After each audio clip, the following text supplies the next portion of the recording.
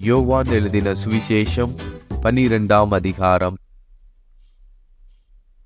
பஸ்கா பண்டிகை வர 6 நாளைக்கு முன்னே இயேசு தாம் மரணத்திலிருந்து எழுப்பின லாசரு இருந்த பெத்தானியாவுக்கு வந்தார். அங்கே அவருக்கு ராவிருந்து பண்ணினார்கள். மார்த்தாள் பணிவிடை செய்தாள். லாசருவும் அவருடனே கூட பந்தியிருந்தவர்களில் ஒருவனாயிருந்தான். அப்பொழுது மரியாள் விலையேற பெற்ற களங்கமில்லாத நளதம் என்னும் தைலத்தில் ஒரு ராத்தல் கொண்டு வந்து அதை இயேசுவின் பாதங்களில் பூசி தன் தலைமயிரால் அவருடைய பாதங்களை துடைத்தாள். அந்த வீடு முழுவதும் தைலத்தின் பரிமளத்தினால் நிறைந்தது. அப்பொழுது அவருடைய சீஷரில் ஒருவனும் அவரை காட்டிக் கொடுக்க போகிறவனுமாகிய சீமோனுடைய குமாரனான யூதாஸ்காரியோத்து இந்த தைலத்தை 300 பணத்துக்கு விற்று தரித்திரருக்கு கொடாமல் போனதென்ன என்றான். அவன் தரித்திரரை குறித்து கவலைப்பட்டு இப்படி சொல்லாமல், அவன் திருடனானபடியினாலும் பணப்பையை வைத்து கொண்டு அதிலே போடப்பட்டதை சுமக்கிறவன் ஆனபடியினாலும் இப்படி சொன்னான்.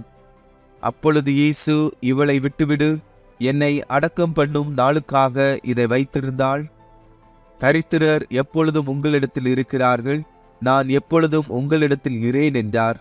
அப்பொழுது யூதரில் திரளான ஜனங்கள் அவர் அங்கே இருக்கிறதை அறிந்து இயேசுவின் நிமித்தமாக மாத்திரமல்ல, அவர் மரித்தோரிலிருந்து எழுப்பின லாசருவை காணும்படியாகவும் வந்தார்கள். லாசருவின் நிமித்தமாக யூதர்களில் அநேகர் போய் இயேசுவினிடத்தில் விசுவாசம் வைத்தபடியால் பிரதான ஆசாரியர்கள் லாசருவையும் கொலை செய்ய ஆலோசனை பண்ணினார்கள்.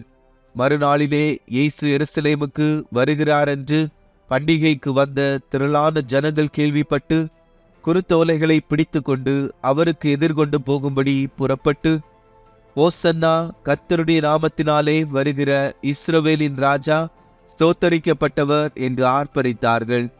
அல்லாமலும், சீயோன் குமாரத்தியே, பயப்படாதே, உன் ராஜா கழுதை குட்டியின் மேல் ஏறி வருகிறார் என்று எழுதியிருக்கிற பிரகாரமாக இயேசு ஒரு கழுதை குட்டியை கண்டு அதன் மேல் ஏறி போனார். இவைகளை அவருடைய சீஷர்கள் துவக்கத்திலே அறியவில்லை. இயேசு மகிமை அடைந்த பின்பு இப்படி அவரை குறித்து எழுதியிருக்கிறதையும் தாங்கள் இப்படி அவருக்கு செய்ததையும் நினைவு கூர்ந்தார்கள். அன்றியும் அவருடனே கூட இருந்த ஜனங்கள் அவர் லாசருவை கல்லறையிலிருந்து வெளியே வரவழைத்து அவனை உயிரோடே எழுப்பினார் என்று சாட்சி கொடுத்தார்கள். அப்படிப்பட்ட அற்புதத்தை அவர் செய்தார் என்று ஜனங்கள் கேள்விப்பட்டதினால் அவர்கள் அவருக்கு எதிர்கொண்டு போனார்கள். அப்பொழுது பரிசேயர் ஒருவரை ஒருவர் நோக்கி, நீங்கள் செய்கிறதெல்லாம் வீணென்று அறிகிறதில்லையா? இதோ உலகமே அவனுக்கு பின் சென்று போயிற்றே என்றார்கள். பண்டிகையில் ஆராதனை செய்ய வந்தவர்களில் சில கிரேக்கர் இருந்தார்கள். அவர்கள் கலிலேயா நாட்டு பெத்சாய்தா ஊரானாகிய பிலிப்புவினிடத்தில் வந்து, ஐயா, இயேசுவை காண விரும்புகிறோம் என்று அவனை கேட்டுக்கொண்டார்கள். பிலிப்பு வந்து அதை அந்திரேயாவுக்கு அறிவித்தான். பின்பு அந்திரேயாவும் பிலிப்புவும் அதை இயேசுவுக்கு அறிவித்தார்கள். அப்பொழுது இயேசு அவர்களை நோக்கி, மனுஷகுமாரன் மகிமைப்படும்படியான வேளை வந்தது. மெய்யாகவே மெய்யாகவே நான் உங்களுக்கு சொல்லுகிறேன், கோதுமை மணியானது நிலத்தில் விழுந்து சாகாவிட்டால் தனித்திருக்கும், செத்ததே ஆகில் மிகுந்த பலனை கொடுக்கும். தன் ஜீவனை சிநேகிக்கிறவன் அதை இழந்து போவான்.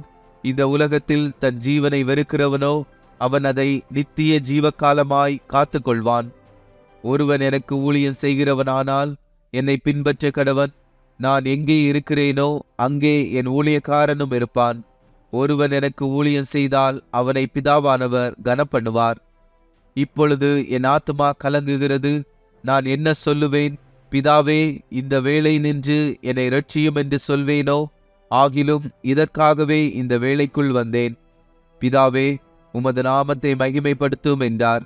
அப்பொழுது மகிமைப்படுத்தினேன், இன்னமும் மகிமைப்படுத்துவேன் என்கிற சத்தம் வானத்திலிருந்து உண்டாயிற்று. அங்கே நின்று கொண்டிருந்து அதை கேட்ட ஜனங்கள், இடி முழக்கம் உண்டாயிற்று என்றார்கள். வேறு சிலர், தேவதூதன் அவருடனே பேசினான் என்றார்கள். இயேசு அவர்களை நோக்கி, இந்த சத்தம் என் நிமித்தம் உண்டாகாமல் உங்கள் நிமித்தமே உண்டாயிற்று. இப்பொழுதே இந்த உலகத்துக்கு நியாய தீர்ப்பு உண்டாகிறது. இப்பொழுதே இந்த உலகத்தின் அதிபதி புறம்பாக தள்ளப்படுவான். நான் பூமியிலிருந்து உயர்த்தப்பட்டிருக்கும் போது எல்லாரையும் என்னிடத்தில் இழுத்துக் கொள்வேன் என்றார். தாம் இன்ன விதமான மரணமாய் மரிக்கப் போகிறார் என்பதை குறிக்கும்படி இப்படி சொன்னார். ஜனங்கள் அவரை நோக்கி, கிறிஸ்து என்றென்றைக்கும் இருக்கிறார் என்று வேதத்தில் சொல்லியதை நாங்கள் கேட்டு இருக்கிறோம். அப்படி இருக்க மனுஷகுமாரன் உயர்த்தப்பட வேண்டியதென்று எப்படி சொல்லுகிறீர்? இந்த மனுஷகுமாரன் யார் என்றார்கள். அதற்கு இயேசு, இன்னும் கொஞ்சம் காலம் ஒளி உங்களிடத்தில் இருக்கும். இருளில் நீங்கள் அகப்படாதபடிக்கு ஒளி உங்களோடு இருக்கையில் நடவுங்கள். இருளில் நடக்கிறவன் தான் போகிற இடம் இன்னதென்று அறியான். ஒளி உங்களோடு இருக்கையில் நீங்கள் ஒளியின் பிள்ளைகளாகும்படிக்கு ஒளியின் இடத்தில் விசுவாசமாய் இருங்கள் என்றார். இவைகளை இயேசு சொல்லி அவர்களை விட்டு மறைந்தார். அவர் இத்தனை அற்புதங்களை அவர்களுக்கு முன்பாக செய்திருந்தும் அவர்கள் அவரை விசுவாசிக்கவில்லை. கர்த்தாவே, எங்கள் மூலமாய் கேள்விப்பட்டதை விசுவாசித்தவன் யார்? கர்த்தருடைய புயம் யாருக்கு வெளிப்பட்டது என்று ஏசாயா தீர்க்கதரிசி சொன்ன வசனம் நிறைவேறும்படி இப்படி நடந்தது.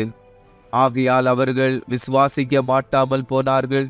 ஏனெனில் ஏசாயா பின்னும் அவர்கள் கண்களினால் காணாமலும் இருதயத்தினால் உணராமலும் குணப்படாமலும் இருக்கும்படிக்கும், நான் அவர்களை ஆரோக்கியமாக்காமல் இருக்கும்படிக்கும் அவர்களுடைய கண்களை அவர் குருடாக்கி அவர்கள் இருதயத்தை கடினமாக்கினார் என்றான். ஏசாயா அவருடைய மகிமையைக் கண்டு அவரை குறித்து பேசுகிற போது இவைகளை சொன்னான். ஆகிலும் அதிகாரிகளிலும் அநேகர் அவரிடத்தில் விசுவாசம் வைத்தார்கள். அப்படியிருந்தும் ஜெப ஆலயத்துக்கு புறம்பாக்கப்படாதபடி பரிசேயர் நிமித்தம் அதை அறிக்கை பண்ணாதிருந்தார்கள். அவர்கள் தேவனால் வருகிற மகிமையிலும் மனுஷரால் வருகிற மகிமையை அதிகமாய் விரும்பினார்கள். அப்பொழுது இயேசு சத்தமிட்டு, என்னிடத்தில் விசுவாசமாய் இருக்கிறவர் என்னிடத்தில் அல்ல, என்னை அனுப்பினவரிடத்தில் விசுவாசமாய் இருக்கிறான். என்னை காண்கிறவர் என்னை அனுப்பினவரை காண்கிறான்.